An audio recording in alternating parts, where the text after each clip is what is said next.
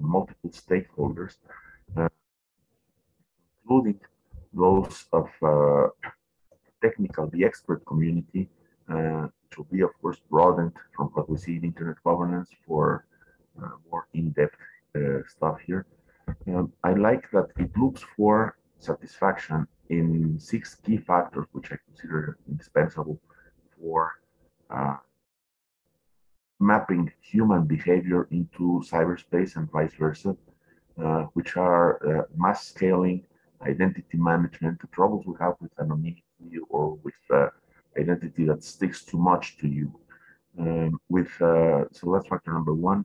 Number 2, number 1 is scaling. Number 2 is identity management. The third is a way that things cross borders, the trans-jurisdictional operation that we have with data globally right now.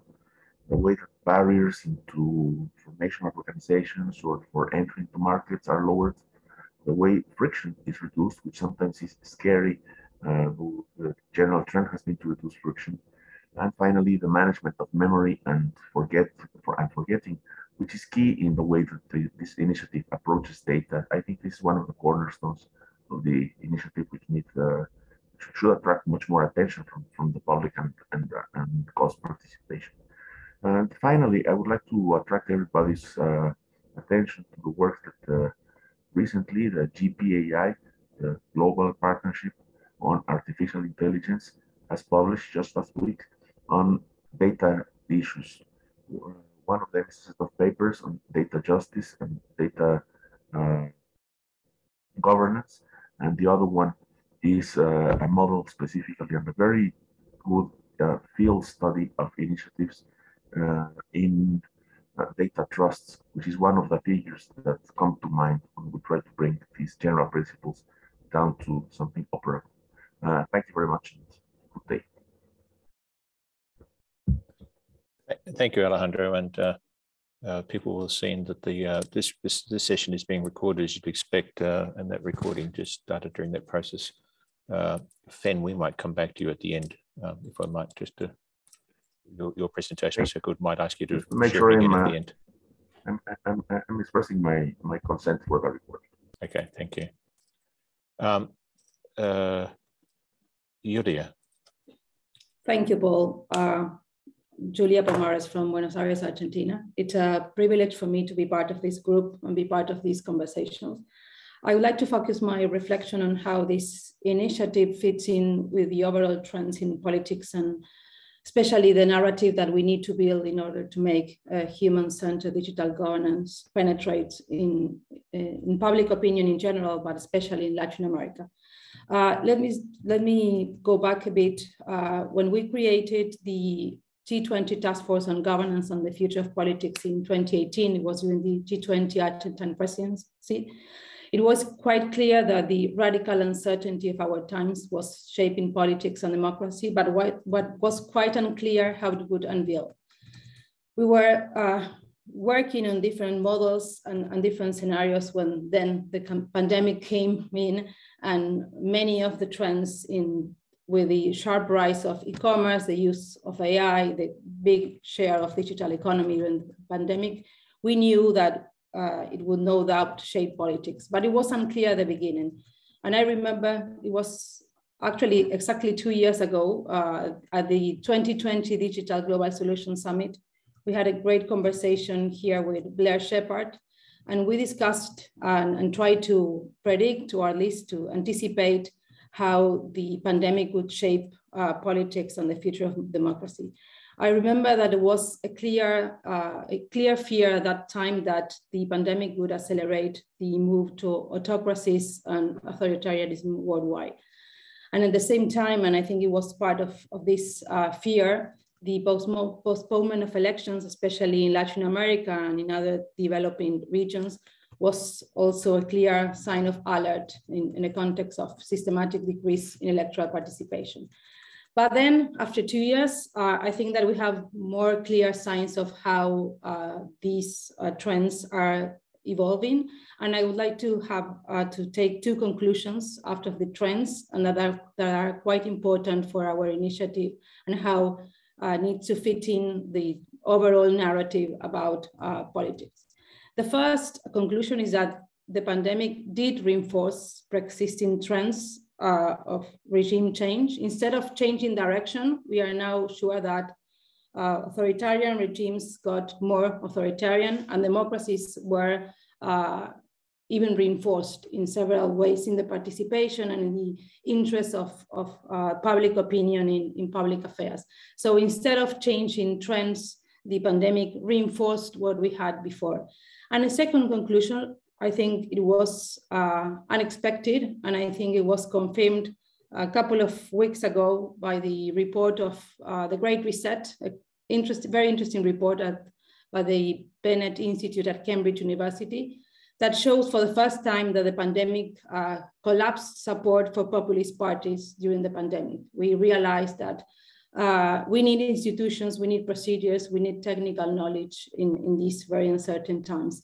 But at the same time, the report shows that dissatisfaction with democracy continues to grow, and the feeling of disempowerment is closely linked to this perception. So I think that there is a big opportunity here to try to shape or guide our human-centric digital governance model to be part of a key element for building citizen empowerment at these very, very complex times. And this is of utmost importance, I think, worldwide, but especially in Latin America, where inequality is increasing after the pandemic, and we are seeing clear signs of dissatisfaction with democracy and clear signs of disempowerment of the citizenry. So instead of only focusing on the technical components of this framework, I think you also need to think that this initiative can be part of a broader narrative of empowerment and trying to see how this fits in a new way of thinking of democratic politics. And I think the war in Ukraine is also showing us that there is a need for these type of narratives. And I think we have a great opportunity here. Thank you, Paul, and thank you all for giving me this opportunity to speak with you. And thank you, Julia. And I think that's a really key point. I think that's one of the things we're hearing increasingly as the report gets presented. We seem to be at a certain point in history where the reinforcement of those values, both I would say the values that are seen as being traditionally sort of liberal values, which include those democratic values, and which I think can also be seen in some respects as anti-neo-colonial values as well, frankly. There's a time now for us to reinforce those, so much in the face of monopolists and autocrats in some respects. Thanks very much for that. Before we move on to Tim, I just want to call out Paul Granger and Sherry Stevenson are also on the call, just as other members of that global initiative who've helped us in writing the report. Tim, let's move to you. Thank you, Paul. And just picking up on some of the things that Julia said, we at the International Trade Union Confederation, our annual index of respect for fundamental rights at work has shown a very distinct multi-year trend of closing democratic space, freedom of association, freedom of expression, and so on. And of course, we are all aware that at the moment we're in a world that has epic levels of inequality and imbalance in wealth and power. For us, that means we need a new social contract. I could talk about that for hours, but I won't in this context. Suffice it to say that that's an idea that's gathered considerable traction, and it's also been backed in by the UN's Secretary General. And I think it links importantly across to what Fen was saying about social compact in this digital space. The $500 billion market in digital service provision is really it's almost like a poster child of the inequality that we see in the world today. And this is one of the areas where we need to redress the imbalances in order to address the inequalities. And I think the new model provides the basis for this. It enables people to take control And very importantly, it takes people out of a situation where they have a kind of choice, a dichotomy of either being locked out of the digital world or simply revealing huge amounts of data, largely according to conditions set by others. So it's that choice between give it all up or digital exclusion. One of the key issues in putting this new model to work is how can people join together to make decisions about how their data is used and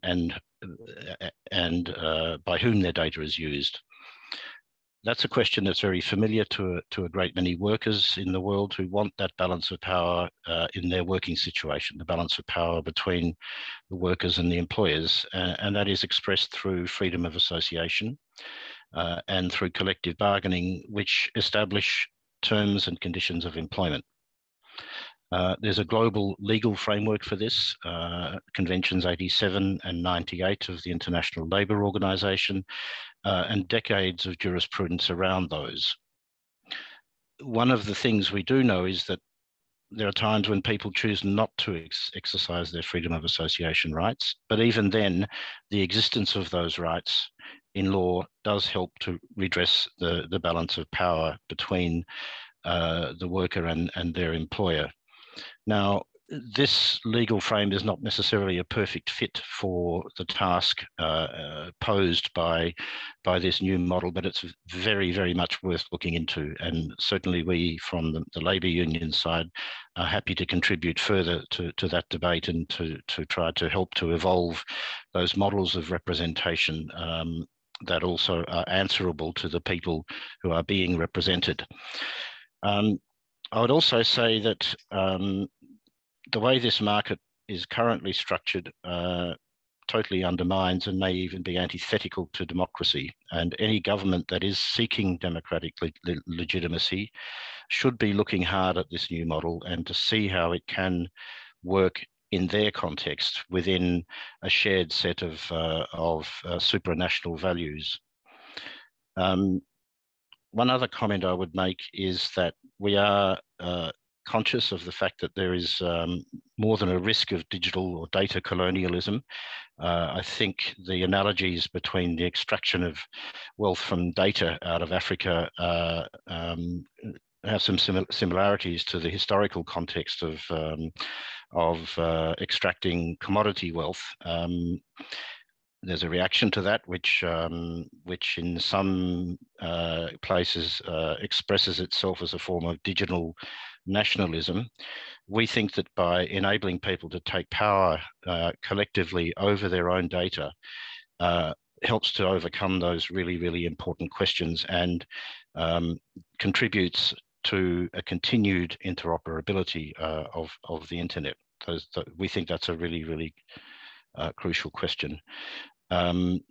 So ultimately, change in this area for us is an important element of the new social contract that the world needs to have and to get us back onto a sustainable path and to tackle some of those trends that Julia so clearly set out for us. Thank you. Thank you, Tim.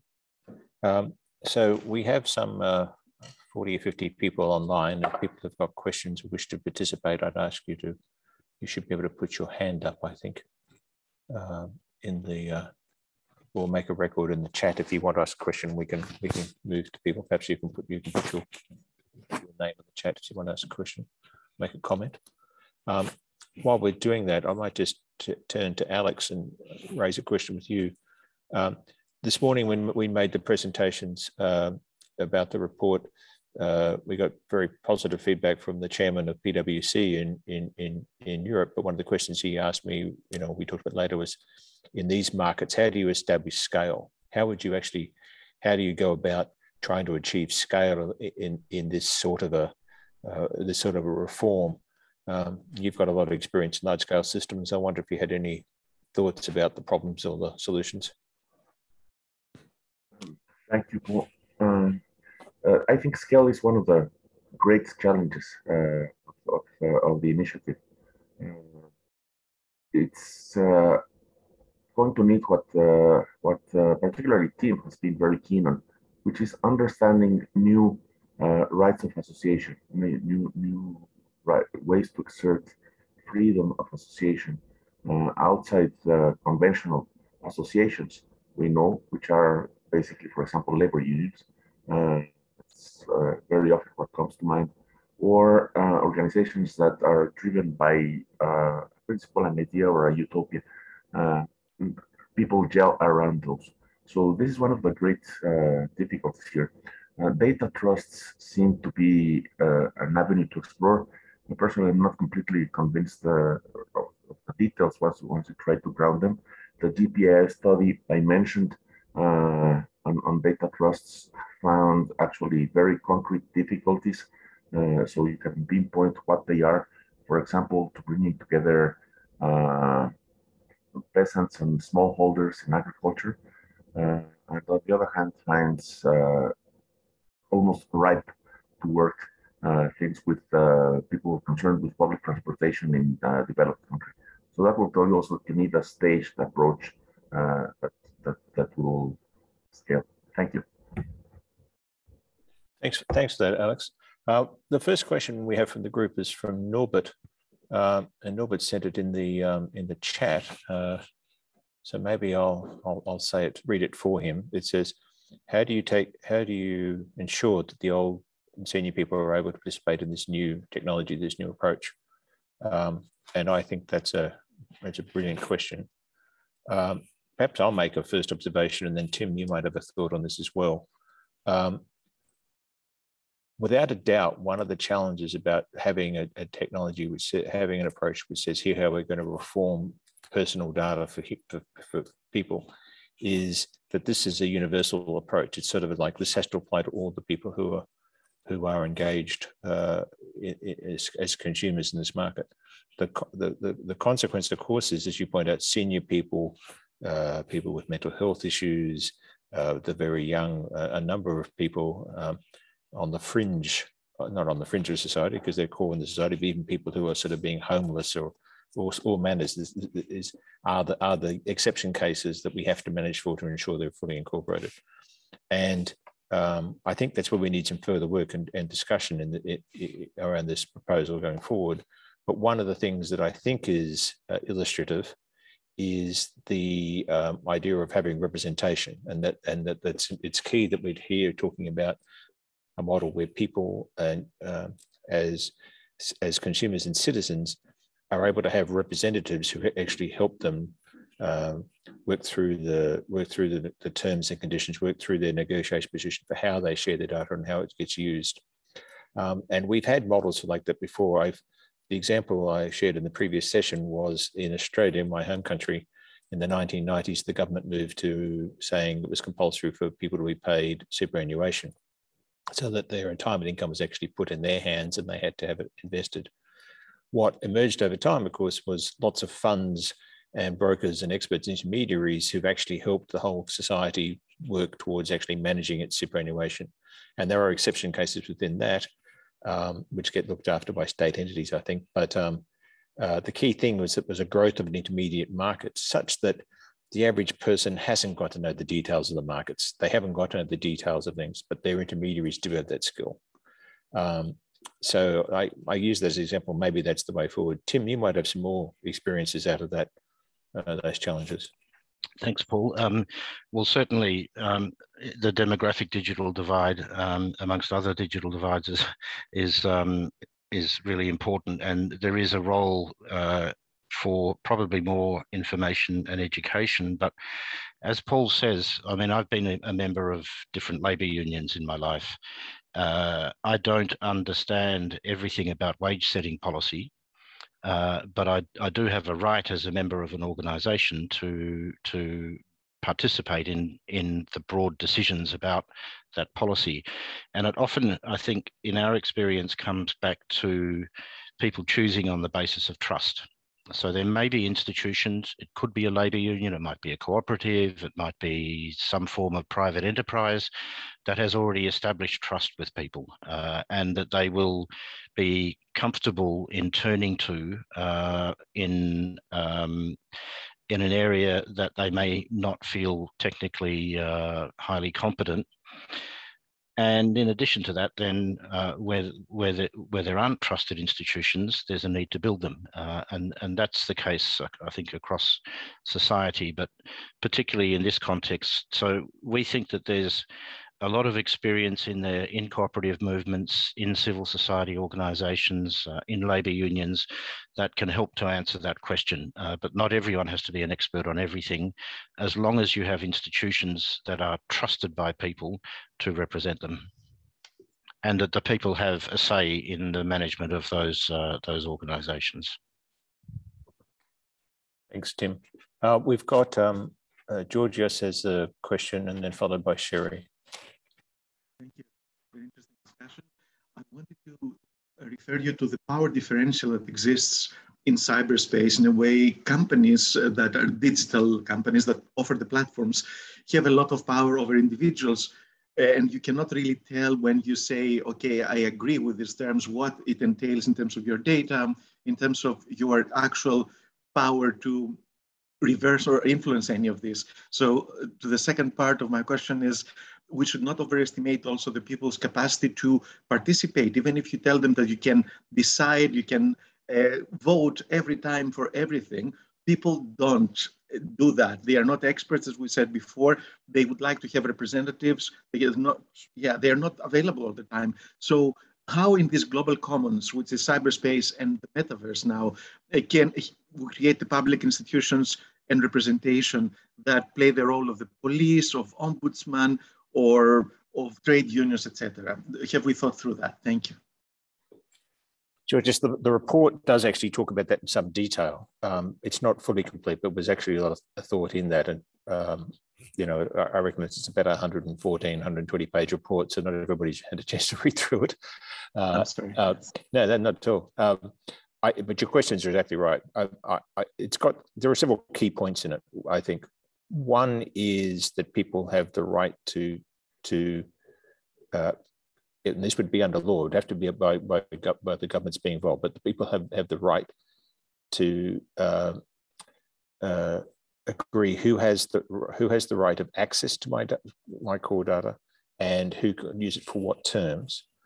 And importantly, that the data they draw on, at least first for a customer interaction with me, is the data from the data source that I approve on. I'm required to make certain that data is accurate and authenticated by a third party.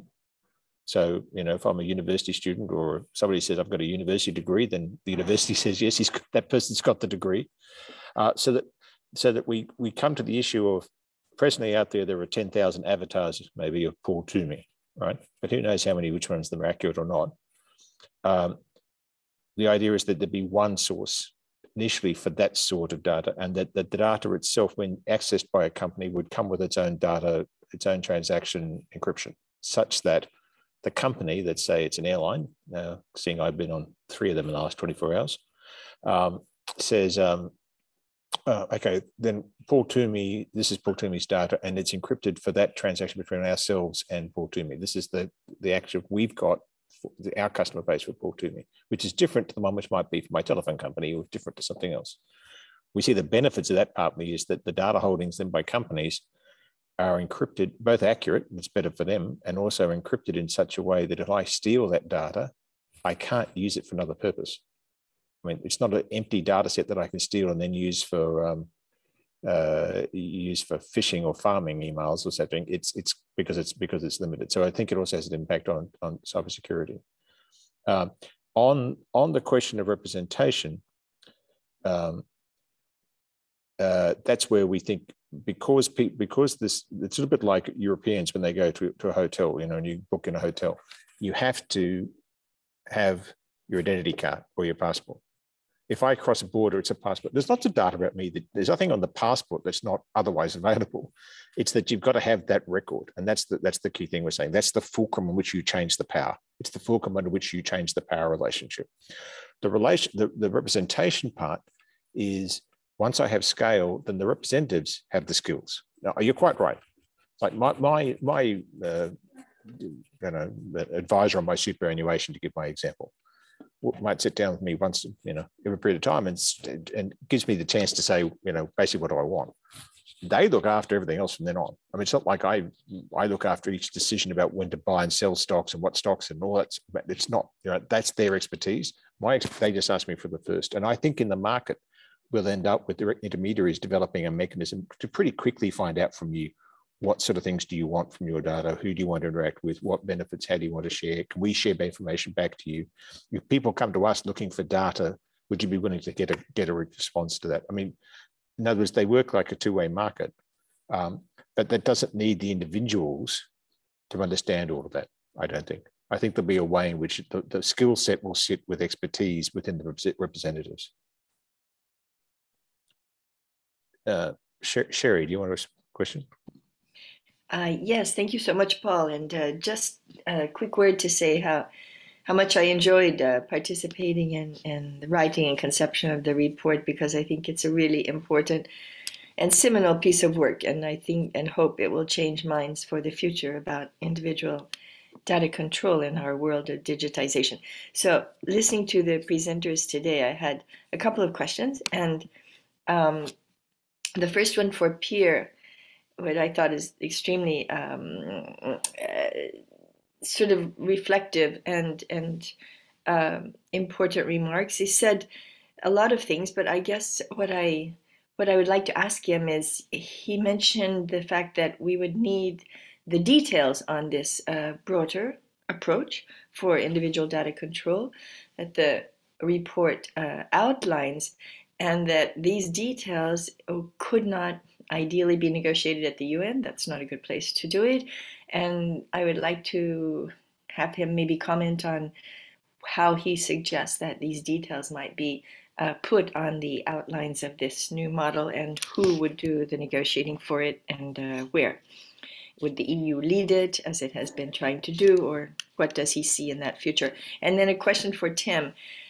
Could he comment a little bit more on one of the remarks he made, which I found provocative? He said that greater control over their individual data by individuals over their own data would allow for a greater interoperability of the internet. Did I misunderstand this, or if not, could he maybe just elaborate again on that comment? Because I think that would be actually also really an important outcome. Thanks so much. Fen, the first question is to you.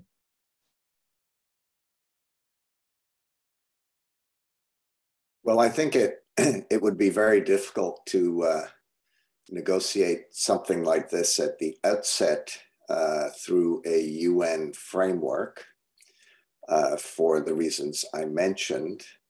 But that's not to say that once you have sufficient buy-in around the world that such a compact could then be taken to the United Nations. And there are some good examples of that. I mean, the Anti-Personal Landmines Treaty was negotiated. Initially, it began in a UN framework, then it was taken out of the UN through the Ottawa process, and then it sort of went back into the UN. And I think here, and I mean, this is sort of a first, guess at how this might work. I think the EU might be a good place to start because it's more than one country. Early indications is that there is receptivity to this, and the EU has been somewhat of a leader in this space. But I think the EU might want to reach out to some other regional organizations, the African Union, for example. And so you could start with a constellation of representatives from regional organizations. That's at the intergovernmental level to carry something like this forward. ASEAN as well could be a potential regional partner.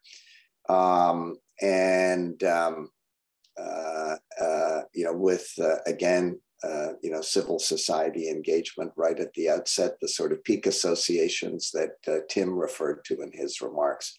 So that might be one way it could begin. That would sort of go beyond the sort of what I would call,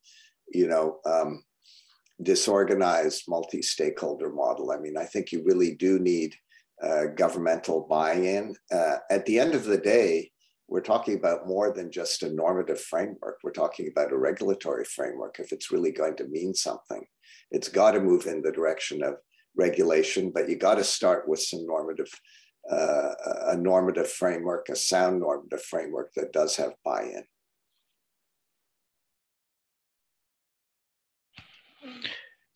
Tim. Thanks. And very quickly on Sherry's first question to Fen, we faced this issue when we started to really grapple with the issue of respect for human rights in the world of sport, a $1 trillion industry. And the solution we came up with was to actually build an infrastructure with governmental, intergovernmental, very broad involvement in the Independent Centre for Sport and Human Rights. And I'd be happy to take people through that process anytime. On the interoperability question, if we, and it's certainly something that I believe, this sort of notion of data colonialism, that produces a reaction. And part of that reaction is voices saying, well, we need to take a national perspective on this. Does that in itself threaten interoperability? Not necessarily. Could it? Yes, it very much could. So I think that a solution that lifts this issue above national borders is a really important factor in trying to sustain interoperability. Thanks, Tim.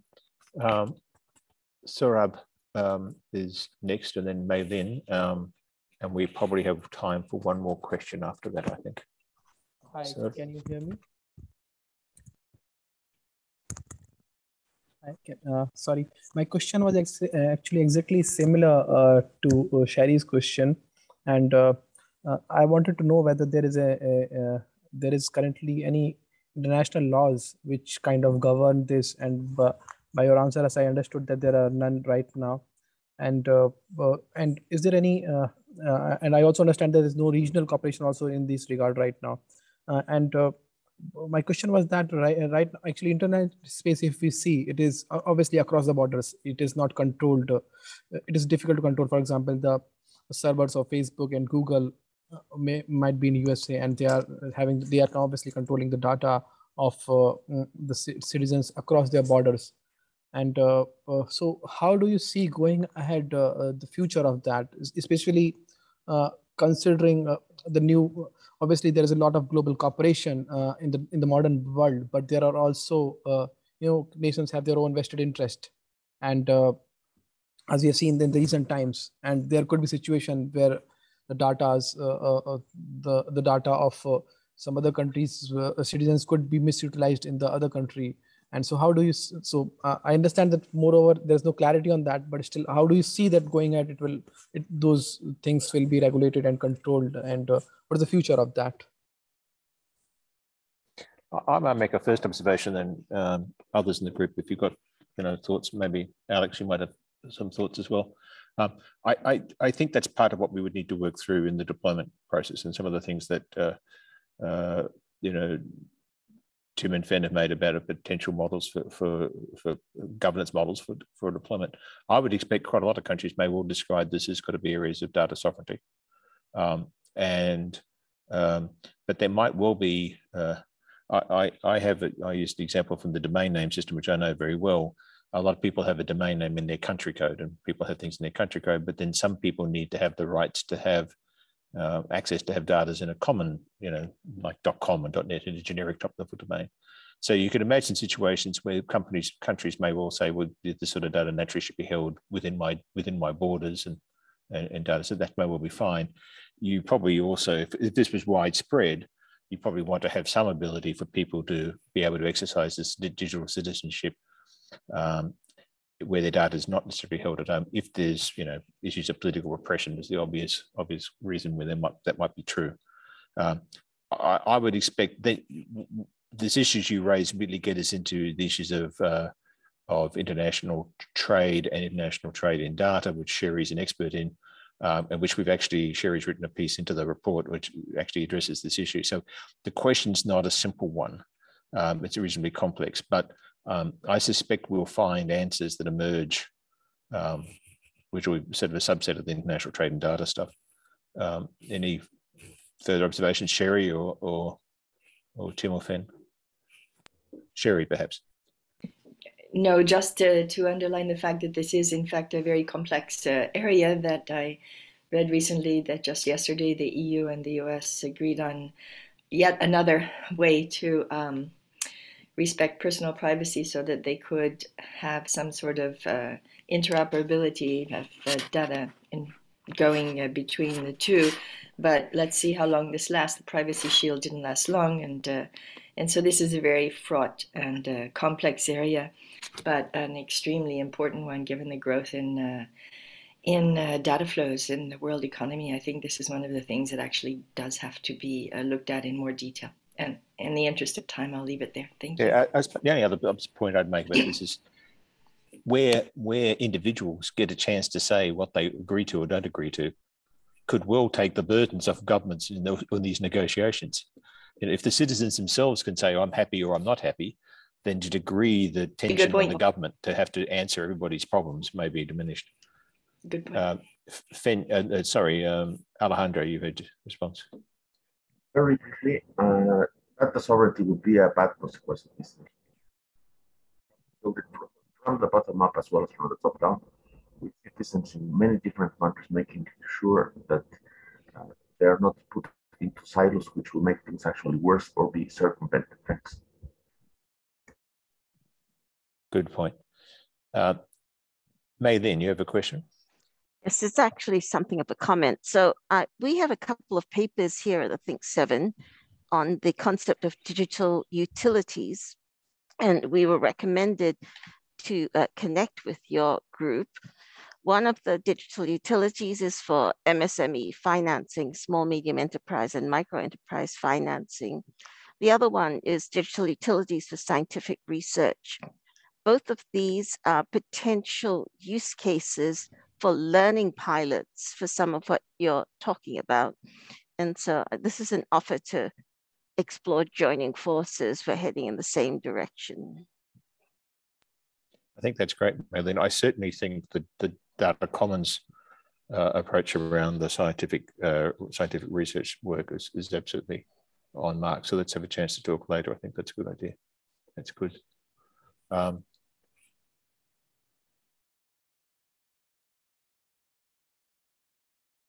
Sorry, I muted myself. Alex, do you have any further questions? You had your hand up before. No, that's just for this brief intervention. Thanks. Okay.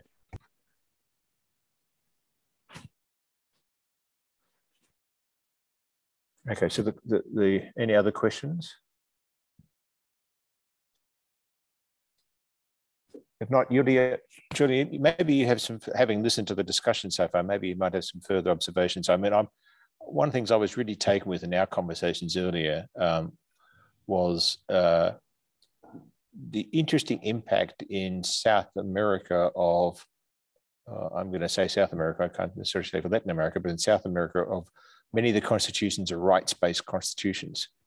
And how do you manage these sorts of approaches, these sorts of market-based solutions to problems in an environment where the Constitution gives all these rights? I'd be interested in just your sense of that sort of issue.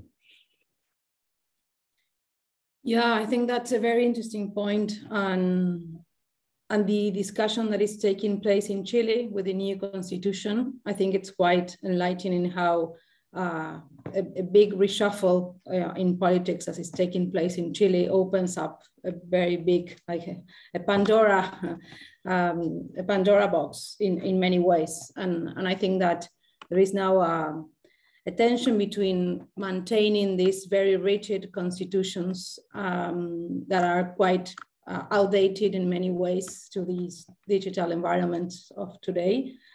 And there is a trade-off of maintaining them rigid and as they are today, and opening up this Pandora box when there are no clear consensus about which way to set these conversations. I think many countries here are following closely what is going on in the European Union with all these new rules, and quite unclear how this will shape our discussions with this type of legal framework.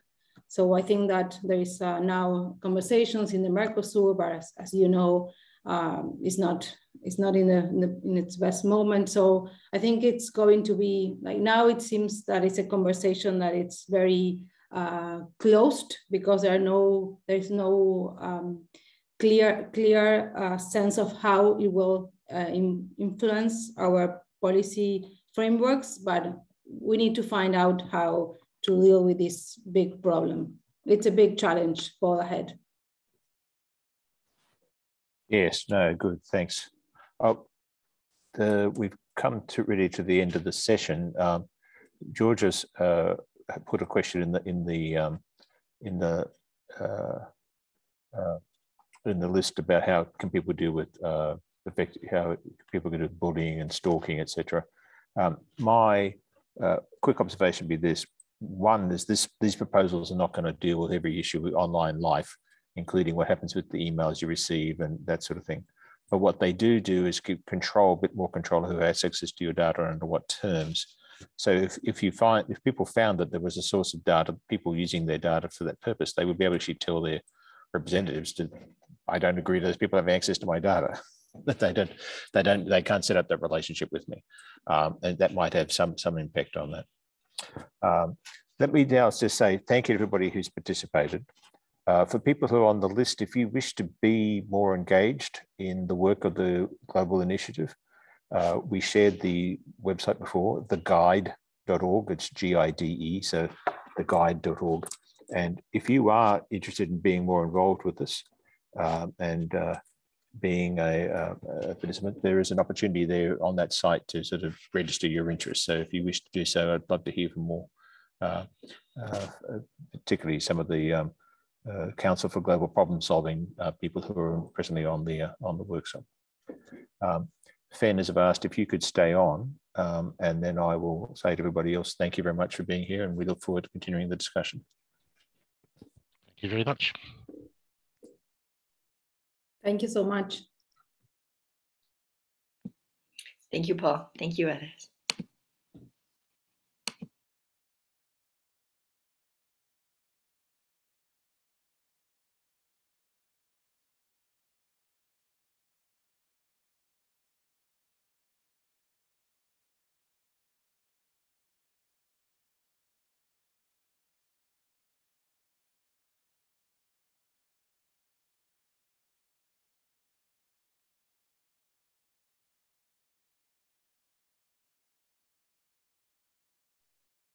Hello, Fem.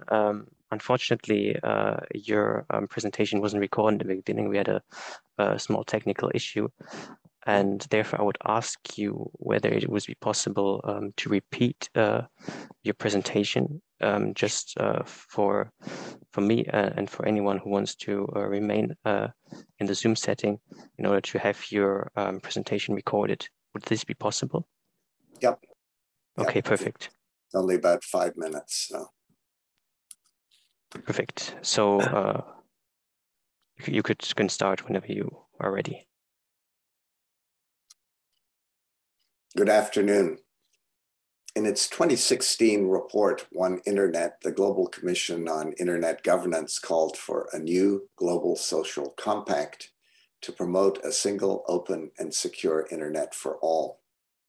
The core principles that should inform such a compact were identified as follows: a mutual understanding between citizens and their state, that the state takes responsibility to keep its citizens safe and secure under the law, citizens agreeing to empower authorities to carry out that mission, a clear, accessible legal framework, safeguards, checks and balances against abuses, businesses being assured that the state respects the confidentiality of their data, and citizens being assured that their data is not misused by business interest. The social compact that's proposed today in the Human-Centered Digital Governance Report provides the kind of detailed technical roadmap required to implement many of those earlier principles identified in the 2016 report, One Internet. But it goes much further than that. It provides a comprehensive discussion about regulatory guidelines, governance protocols that will get us there. It's a roadmap that gives citizens formal control over who can access their data. It identifies concrete ways to strengthen citizens' rights of association and representation online. And it does have the degree of technical granularity that's required to ensure that online transactions have specific digital signatures so that citizens know who is holding their data. The data holdings under the proposed model can also be audited by an independent third party. In other words, it puts the citizen in the digital driver's seat and gives concrete expression to the concept of digital citizenship. The question that I would like to address is, how do we institutionalize the digital governance framework that's offered here? In an ideal world, it should serve as the basis of a new global digital compact that can inform regulatory policies and behavior at both the regional and national levels of governance. Just as the UN Declaration of Human Rights served as the foundation for human rights regime that we have today, not just at the global level, but at the regional and national levels. I believe this document could serve as the 21st century analog for the digital world we live in today.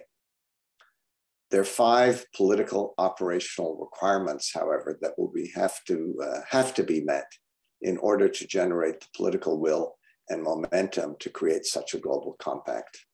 First, to get the process started, there has to be buy-in by a core coalition of supportive countries and civil society. It could, for example, be the European Union that leads the process, with Germany taking the lead. But if the goal is to create a global compact, then there have to be representatives from the developing world and emerging market countries so that the exercise is not seen as another neo-colonial undertaking.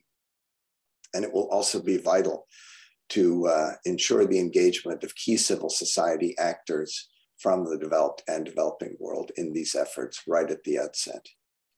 Second, the coalition must include Damascene converts to the cause, which is to say, there have to be key representatives from the private sector, technical community, digital platforms that are not only supportive of such initiative, but are prepared to invest their political and social capital to bring others on board. Third, this initiative will require an innovative negotiating forum where the formal details of such a compact can be negotiated and potential spoilers are kept at bay. As Danilo Turk, a very prominent Assistant Secretary General of the United Nations, once observed, the UN is not the best place to develop new norms. You have to go outside of the UN. Fourth, the initiative will require a compelling, simple moral narrative about the social harms to be addressed, which can serve as a basis for mobilizing and cementing a supportive global coalition. In the anti-personnel landmines campaign to develop a new treaty against anti-personnel landmines, they had that moral narrative. It took the form of weapons of mass destruction. APL, or anti-personnel landmines, or weapons of mass destruction in slow motion. that indiscriminately kill and maim more people than nuclear, chemical, and biological weapons combined. Well, that was pretty dramatic stuff, but it was compelling. And it's going to be important to have that kind of compelling moral narrative to build a political will for a new digital charter or compact. Finally, the enterprise is going to require sound didactic leadership that is both willing and able to run the gauntlet of political opposition and convey the moral urgency of the enterprise. The approach will begin, or should begin, with a key group of countries that convene a series of expert working group meetings to develop the rationale further, to really drill down into the details. Those meetings would include legal and technical experts, supportive business and civil society partners, and those experts would come not just from the private sector, but intergovernmental bodies such as the WTO and other relevant parties. The informal multi-stakeholder gathering of state and non-state actors could then evolve into an actual negotiating forum for such a compact. That is, those are my thoughts on how such a process could take this very interesting proposal forward.